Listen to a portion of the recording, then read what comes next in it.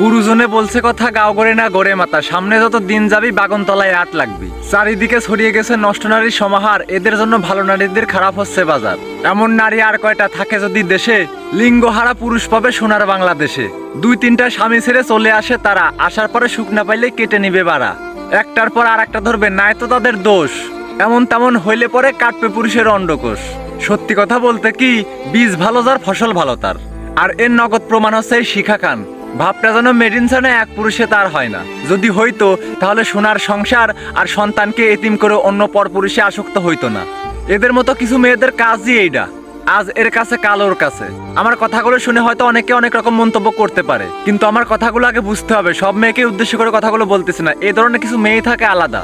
একটা মেয়ের স্বামী যত খারাপ কাজই করুক, একটা মেয়ের স্বামী যতটাই খারাপ হোক না কেন, যে কাজটা, যে জঘন্য কাজটা এই শিখা খান করছে, এই সমস্ত নারীর প্রতি তীব্র নিন্দা জানাই। এই শিখা খানকে দেখে দেশের আর 5টা মেয়ে এই সমস্ত কাজগুলো করা শিখবে, এই সমস্ত বাজে কাজে লিপ্ত হবে।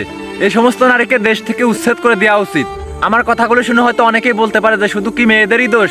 না, শুধু মেয়েদেরই দোষ না, ছেলেদেরও দোষ আছে। এই শিখা খানকে আমি কোনোদিনও চিনতাম না, কিন্তু জুনিয়র সাকিবকে চিনি, অনেক আগে থেকেই চিনি। জুনিয়র সাকিবকেও আমি ভালো বলি তা না, কারণ যে ছেলে নিজের সম্মানটুকু ধরে রাখতে পারে না তাকেও আমি ভালো বলি না। টিকটকের কন্টেন্ট ক্রিয়েটর এই জুনিয়র সাকিব, সাকিব খানের কণ্ঠ নকল করা এই ছেলেটা, তার ভিতরে অনেক প্রতিভা ছিল এবং সোশ্যাল মিডিয়াতে ভালো একটা সম্মান অর্জন করেছিল। কিন্তু এই জুনিয়র সাকিব নিজের হাতে নিজের সম্মানটাকে নষ্ট করছে। আজ ওর মতো একটা ছেলে এই ধরনের কাজে কেন লিপ্ত হবে? আমি জুনিয়র সাকিবকেও দোষী করি, কারণ এই জগতে কি মেয়ে আর ছিল না? এই জগতে কি মেয়ের অভাব? এই ছেলেটা যখন শিখা খানের সাথে সম্পর্কে লিপ্ত হয়, তখন তার বোঝা উচিত ছিল, তখন তার জানা উচিত ছিল যে এই মেয়েটা বিবাহিত নাকি অবিবাহিত। কে রে ভাই, দেশে কি অবিবাহিত মেয়ের অভাব পড়ছে? তোমার মতো একটা স্মার্ট ছেলে, তোমার মতো একটা প্রতিভাবান ছেলে এই ধরনের কাজ করবে, এটা তো মেনে নেওয়া যায় না। আজকের একটা ভুলের কারণে সারা জীবন ধরে খিসারত দিতে হবে। নিজের মান সম্মান ইজ্জতটুকু আজকে সোশ্যাল মিডিয়াতে প্রচার হচ্ছে একটা মাত্র ভুলের কারণে। আর এই যে শিখা খান যে জঘন্যতম কাজটা করছে, কোনো ভালো ফ্যামিলির, কোনো ভদ্র ফ্যামিলির মেয়ে এ ধরনের কাজ করে না। 2-3টা বিয়ে, 2-3টা স্বামী ছেড়ে আর একটা স্বামীর কাছে চলে যাওয়া, অন্য পরপুরুষের সাথে আসক্ত হওয়া, এটা কোনো ভালো ফ্যামিলির মেয়ে করতে পারে না। অনলাইনে আসবে, টিকটক করবে, প্রেম প্রীতি হবে, ভালোবাসা হবে, বিয়ে হবে, আর 2 দিন পর পরে সোশ্যাল মিডিয়াতে বড় ধরনের এক ধামাকা আসবে। শুধু একটা কথাই বলতে চাই, মানুষ এত জঘন্যতম কাজ করতে পারে না। বর্তমান যুগে এরকম হাজার হাজার মেয়ে পাওয়া যাচ্ছে, যে সমস্ত মেয়েরা এক স্বামী ছেড়ে আর একজনের কাছে যাচ্ছে, আর একজন ছেড়ে আর একজনের কাছে যাচ্ছে। শিখার মতো মেয়ের বড় ধরনের একটা শাস্তি হওয়া উচিত।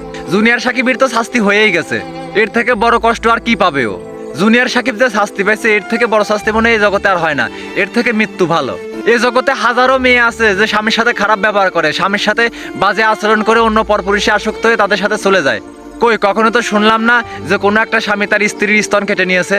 এই সমস্ত কিছু বাজে মেয়ের কারণে আজকে যুব সমাজটা নষ্ট হয়ে যাচ্ছে। আমি চাই আমার তরফ থেকে এ ধরনের মেয়েদের বড় ধরনের শাস্তি হোক, তা না হলে দেশে দিন দিন এরকম অত্যাচার বেড়েই চলবে। কোনো একটা স্ত্রী তার স্বামীকে ভয় পাবে না এবং ভয়তে রাখবে। তো যাই হোক, আমার কথাগুলো আপনাদের কেমন লাগবে আমি জানি না। তো সবার কাছে আমার একটা রিকোয়েস্ট থাকবে, আপনারা এই সমস্ত কাজ থেকে বিরত থাকুন, নইলে সুন্দর জীবনটা অসুন্দরে পরিণত হবে।